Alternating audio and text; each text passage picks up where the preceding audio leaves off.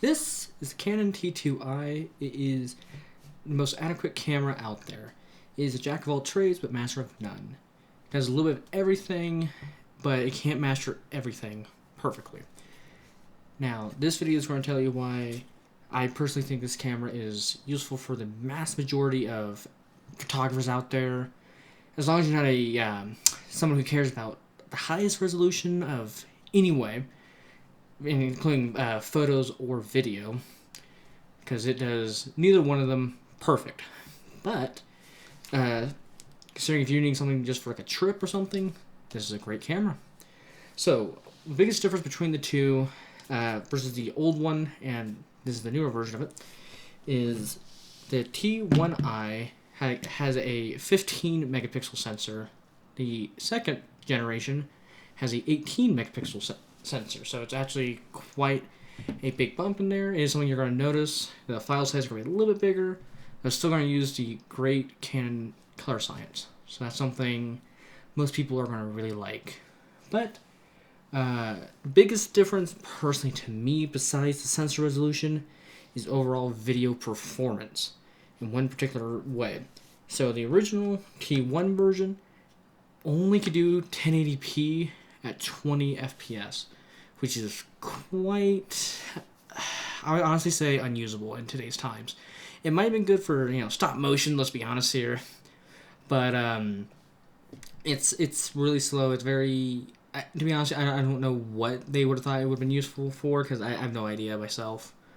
But the second generation fixes that issue entirely. It does a 1080p 30 FPS video, which is so useful. That is something I would say is a big standard now. I mean, I know only a couple years ago, 1080p 30 FPS video was the main thing for music videos, general usage for people. So it is nice that this one has it. So between the two of them, definitely the better buy for that part alone. The megapixel difference is a nice change in itself. Don't get me wrong, 15 megapixel is great for general usage. But if you want to zoom in just a little more, it actually does make a huge difference. One thing that is, I would say, very welcome change is this one has a microphone jack, the second generation. The old one does not have it. And to be honest with you, that's a huge difference. So they definitely put this one more for video usage, over photography, just a little bit more. But yeah, you just open up the flap on the side, and that's how you can get to the microphone jack, which is quite nice. Another kind of a funny differences between the first generation and the second generation is the mode dial. It is slightly different. It has all the same settings. It really does. But the biggest difference is it uses a silver. The old one, or the newer one, uses the black dial, which to me kind of looks a little bit older, which is kind of a funny thing to me. The older one here uses the silver dial. It actually looks a lot more, higher end. It actually looks a lot nicer. But, and overall, the little grip on the side of the dial is also a little bit different. The newer one, it looks cheaper. It's kind of a funny difference between the two. I'm not quite sure what was the plan there, or what was the idea, because it looks cheaper, even though they're still part of the same line. It isn't their high-end line like the Canon 10D, 20D, 30D, nothing like that. A nice thing between the two is the fact they use the same lens mount, which is quite nice. So they both use EF and EFS mount, so it uses a pretty old standard now. Is that EF mount, and now EFS is becoming old now, because I think now we're on the RF mount, which is kind of their full frame mount, or just their mount for mirrorless cameras specifically, so it is kind of nice on that. A big difference between the two, kind of going back a little bit off topic there on that, is the fact that the newer one uses square buttons versus the older one uses round buttons. So the newer one here uses square buttons, which is kind of a funny difference. Not quite something, world-changing, obviously, but it's kind of a funny little difference there. Nice thing on that one is this was only a less than a year advancement, and let me tell you, huge jump. And overall performance. Well, my biggest issue with the video, though, is the autofocus. Autofocus is still a problem. It will not do it automatically at all. You still have to use the little star symbol on the very top of the camera. So as you can tell, the autofocus is quite loud, and I have to manually tell it to focus. It's kind of annoying.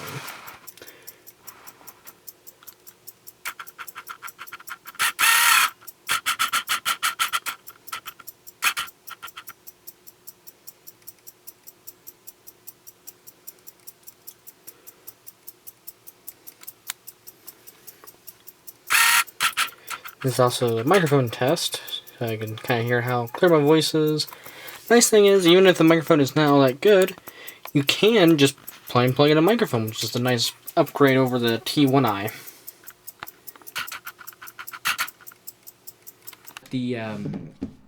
That's kind of a funny difference there, or lack thereof, is the autofocus switch.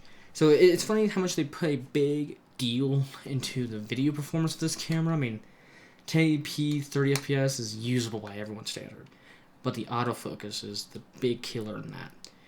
But nice part is about this camera is if you bought this one back in the day, you really didn't need to worry about upgrading anytime soon. The next camera that had the biggest change was the Canon T2i, I believe, had the next biggest change. So if you got this camera, you didn't have to worry about that too much. But a nice thing I gotta say I do like is when you have it in any photography setting and all that, you normally have to look through the viewfinder here. Let's see if it'll turn on. I just turned it off earlier, so let's just turn it back off and on. One of the big things here is for the first generation, you had to look through the viewfinder to take photos. But on this one, you just simply push the little live view, and then you can actually use the screen. The first generation did not do that, which that to me is also a nice deal. Because I'll be honest with you, for me, I understand why people use a viewfinder. I do understand why people use a viewfinder to take photos. But for general usage, I like to just simply use the back of it, click, and you're all good. But with this one, definitely a little harder. It'll still do it only in video. Only in video, which is, take it as you will on that one. It's, for most people, I know back in the day here, they only need to use a viewfinder. I mean, that's something kind of relevant to the old film cameras where you can only really use the viewfinder unless you use a high-end one where you can look down at. But so this was kind of a huge step between the old one to the newer one to kind of today's cameras. But like I said, kind of a lot of downsides for the video in terms of the autofocus. But huge step up if you're going from the first gen to the second gen. But the nice part is all you have to do if you were getting a new body, you only need the body. You don't need to worry about getting new lens mounts, which nowadays so many companies are doing lens mounts again, and let me tell you, that's, don't get me wrong, there's always a reason to get a new lens mount on a camera, but if it isn't broken, don't fix it, That's one thing I like about my Sony cameras is so many of them use the E-mount. I know the older ones use A-mount, but then again, I mean, that was when they bought out Minolta, and they, started using their mounts. That's where the A-mount came from, was Minolta. That's why you can use Minolta lens on a Sony camera. But on this camera, it's nice. They've had this mount for a long time, and I mean, to give you an idea how nice it is to use, this lens here is a EFS mount lens, and this lens is a EF lens, which is quite nice. So it's nice. You can use all kinds of lenses on these cameras. I like it when cameras can use two different mounts. I mean, Canon mounts, granted, EFS was more for their crop frame sensors / just newer. So, I mean, it's not quite crop frame, obviously, but it is nice to see that. But kind of a annoying but understandable change is the battery. On the older one here, it uses the, I'll get that right here, the LP E5 battery, which is Definitely an older standard battery, but kind of a weird shaped battery. I see a little bit of a notch on top. But compared to the second generation, it's nearly identical, but bad part is they are not interchangeable, which sucks. So, but it is definitely a little bit bigger, which is quite nice. Let's see here. Only about 120 milliamp hours bigger than the old one, at least for these two batteries that are first party. So general kind of performance there. Very similar battery life. I'm sure they advertised it was double. No, it's very similar. Very, very, very similar. But I can't really fault them too much. These are both older cameras now, sadly. You know, this one I would say is a really, really good one. I know for the T2i, there was a video that recently came out that was talking about that one, which is the generation after this. The guy really proclaimed that one very nicely and all that one. Kind of started a lot of people's careers. Honestly, this camera was almost as, powerful as that one. I mean, I would say it's at least 95% ever as the Canon T2i, which is nice. But the first generation came out in May 2009, so nice bit of age of that camera there, but it honestly looks like a normal DSLR today. I mean, built-in flash and everything, so it's, not something too different. Cameras don't really change that often unless you're going between decades in between them, or just simple recording type. I mean, you got SD cards, you have compact flash or film. Huge difference there. The original one looks different, but both of these have built-in flash, which is nice. Canon T2i is from February 2010, so a little less than a year in advancement and a huge upgrade, I gotta say. But in all honesty, though, between the two, they're both really good cameras. They really are. They'll both do great photos. The first generation will not do good video, I'll tell you now. I mean, it has so many things against it. No autofocus. That's what I'm going to call it now, is no autofocus. There is none for first generation or second generation. Because if you have to manually tell it to focus, might as well just focus it yourself, honestly. It's one of those things where, I'm sure back in the day it was okay, but I have some cameras that are about the same age that have pretty good autofocus even. So it was definitely kind of a annoying little thing on that, but it's nice to have it. Of course, they both use SD cards, so still relevant in today's time. Honestly, the second generation one, if you could find one for less than $150, I mean, that's how much I paid for mine. Although, what's funny is my T2i here actually came with the bigger lens here originally for about $150. So it's a 75 to 300. So very nice right range there. So you can get some really good deals there. If you can find them for $150, go for it. Honestly, if you're getting into photography, it's a really good all-around one. But notice how I say not for videography though. Definitely not for videography. Great photos though. Here's some photos on the using the camera. See here, they look quite good. I mean, no complaints here. You kind of see a little bit of that Canon color science coming in. Now for video, it kind of still has the same issues as the original one, obviously. Autofocus, and you can still hear the motor sound if you listen carefully. But all in all, they're very, very similar, but there is big differences internally. Externally, you're not going to tell the difference.